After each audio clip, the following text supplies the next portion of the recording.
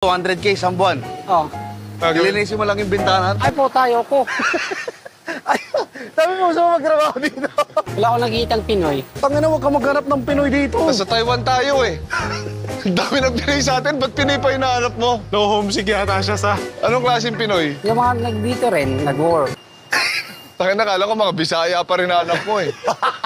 May mga Bisaya rin naman dun sa kanila.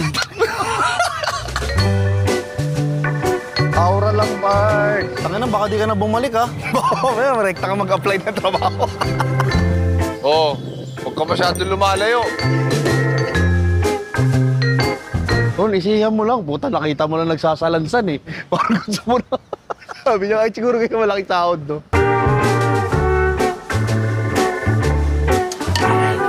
Diba may mga ano dito, boss, yung mga MTT, yung palipat-lipat sila ng trabaho. Ano bang tawag? MTT. Ha? MTT, ano ba yun? Malaking titik. Kasi sinasabi niya, TNT. Tangina mo ron. Ano yung MTT? Putang mo. Parte ata ng motor yun. Alam mo, di sa binenta mong motor na sira ang makinang putang ina. Magkano benta mo sa motor? 26,500. Kaso nabasag na yung makina, ang buti nga nabili pa hindi. Shoutout sa bumili, basag yung makina. Kaya pala basag yung makina.